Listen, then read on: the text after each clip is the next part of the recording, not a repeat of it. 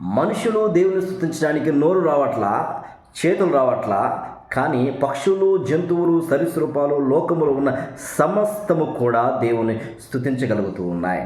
కీర్తన గ్రంథము 148 అధ్యాయము 9-10 చూసినప్పుడు, మృగములారా, సరీసృపములారా, పక్షులారా, జలచరులారా దేవుని స్తుతించండి అనే మాట మనం అక్కడ చూస్తాం. ఇప్పుడు నేను చూపించబోయే వీడియో మిమ్మల్ని చాలా ఆశ్చర్యచకితులుగా చేస్తూ ఉంది. ఒక ప్యారెట్ దేవుని స్తుతిస్తూ ఉంది. రామచిలుక అని అంటారు తెలుగు భాషలో.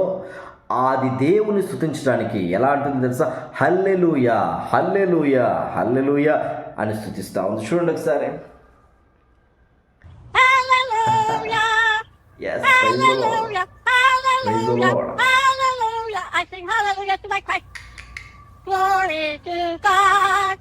Glory to God. Hallelujah.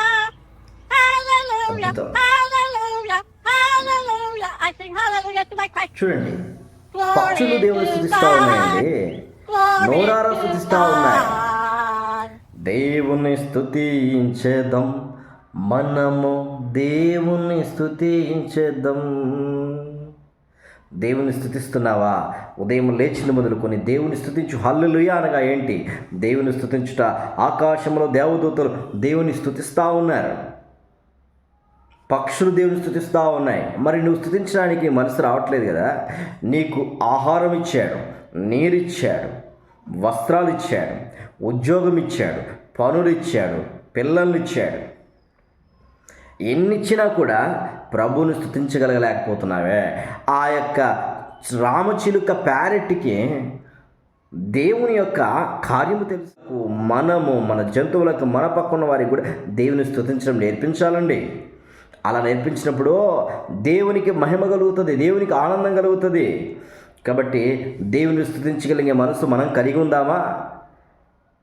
దేవుణ్ణి స్తుతించే ఆలోచన మనం కలిగి ఉందామా? దేవుడు అంటే బాధపడతాడంట. మనము ఎవరైనా సహాయం చేసినప్పుడు థ్యాంక్స్ అని చెప్తామే. ఇన్ని చేశాడు దేవుడు. కొంతమంది చూస్తారు, ఏమీ నాకు జరగలేదండి, నా బ్రతికింతే అని బాధపడుతుంటారు. ఇంతకుముందు జరిగిన వాటిని బట్టి ప్రభుని స్తుతిస్తున్నావా? ఏమున్నా లేకపోయినా దేవుని స్తుతిస్తూ వచ్చాడు. ఈ మధ్యకాలం ఒక పాట రాయడం జరుగుతూ వచ్చింది. ఏమున్నా లేకున్నా నీ ఉంటే చాలయ్యా, కష్టమైనా నష్టమైనా నీతోనే బ్రతికేస్తా. స్తుతిద్దాం, దేవుని కనపరుస్తాం. దేవునికి మహిమ.